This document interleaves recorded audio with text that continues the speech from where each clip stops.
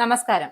Israel പ്രധാനമന്ത്രി Benjamin നെതന്യാഹുവിന്റെ ന്യൂയോർക്കിലേക്കുള്ള സമീപകാല യാത്ര ഒരു സാധാരണ വിദേശ പര്യടനം എന്നതിലുപരി അന്താരാഷ്ട്ര നിയമപരമായ സങ്കീർണതകൾ നിറഞ്ഞ ഒരു ശ്രദ്ധേയമായ സംഭവമായി മാറിയിരിക്കുകയാണ്.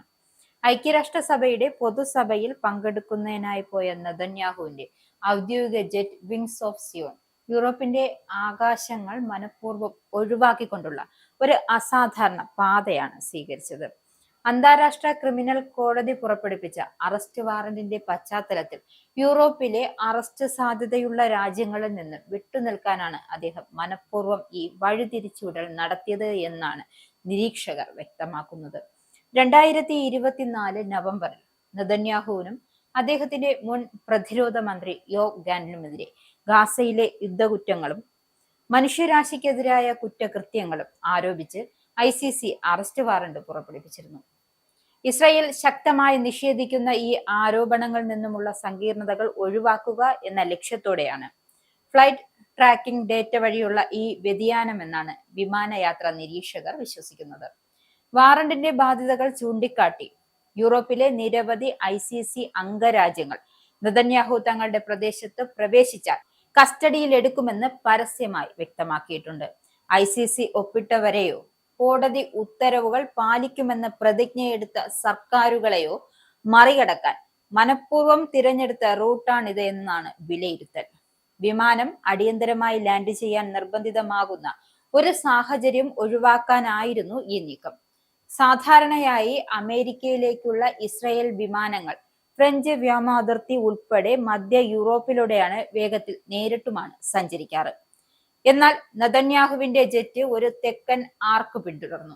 ഗ്രീസിന്റെയും ഇറ്റലിയുടെയും അതിർത്തികൾ മാത്രം കടന്ന് മെഡിറ്ററേനിയൻ കടന്ന് പിന്നീട് മറ്റ് യൂറോപ്യൻ രാജ്യങ്ങളുടെ കടന്നു പോകാതെ ജിബ്രാൾട്ടർ കടലിടുക്ക് വഴി അറ്റ്ലാന്റിക് കടന്ന് ലക്ഷ്യസ്ഥാനത്തേക്ക് പറന്നു.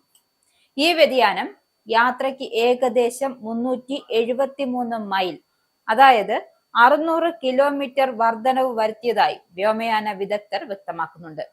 നെതന്യാഹു തങ്ങളുടെ മണ്ണിലെത്തിയാൽ അറസ്റ്റ് ചെയ്യുമെന്ന് അയർലൻഡ് പരസ്യമായി പ്രഖ്യാപിച്ചിരുന്നു. സ്പെയിൻ ആകട്ടെ ICC അന്വേഷണവുമായി സഹകരിക്കുമെന്ന് പ്രതിജ്ഞയെടുത്തു. എന്നാൽ ഫ്രാൻസ് അദ്ദേഹത്തെ കസ്റ്റഡിയിൽ എടുക്കില്ലെന്ന് പറയുകയും അത്തരമൊരു നീക്കം പ്രായോഗികമാണോ എന്ന് ഇറ്റലി ചോദ്യം ചെയ്യുകയും ചെയ്തു. ICC വാറണ്ട് നേരിടുന്ന റഷ്യൻ പ്രസിഡന്റ് വ്ളാഡിമിർ പുടിനെതിരെയും ഫ്രാൻസ് ഇതിലും ശക്തമായ നിലപാടാണ് സ്വീകരിച്ചിരുന്നത്. ഇസ്രയേലിനെയും അമേരിക്കയെയും പോലെ റഷ്യയെയും ICC അംഗമല്ല എന്നതും ശ്രദ്ധേയമാണ്.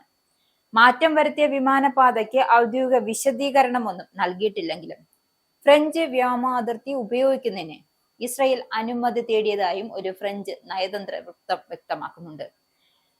സെപ്റ്റംബർ 26-ന് UN പൊതുസഭയെ അഭിസംബോധന ചെയ്യുന്ന നെതന്യാഹു അടുത്തയാഴ്ച അമേരിക്കൻ പ്രസിഡന്റ് ഡൊണാൾഡ് ട്രംപുമായുള്ള കൂടിക്കാഴ്ചയ്ക്കും അമേരിക്കയിലേക്ക് പോകും. അന്താരാഷ്ട്ര നീതിന്യായ കോടതി നടപടികൾ ഒരു ലോക നേതാവിന്റെ യാത്രാ പദ്ധതികളെ എങ്ങനെ ബാധിക്കുന്നു എന്നതിന്റെ ഉദാഹരണമായി ഈ സംഭവം വിലയിരുത്തപ്പെടുന്നുണ്ട്. ഇസ്രായേലിന്റെ 5 സൈനിക താവളങ്ങളിൽ കനത്ത നാശനഷ്ടം. മോദി വെളിപ്പെടുത്തുന്ന ഇന്ത്യയുടെ വികസനത്തിന്റെ മയക്കുമരുന്ന് വിൽപ്പനയ്ക്കെതിരെ ശക്തമായ നടപടിയെടുത്ത് ഷാർജ പോലീസ്. അമേരിക്കയിലെ സാധാരണ മനുഷ്യരോട് കൂടിയാണ് കോൺഗ്രസിനുള്ളിൽ പങ്കുവയ്ക്കാൻ ഓപ്പറേഷൻ സിന്ദൂറിൽ ഉപയോഗിച്ച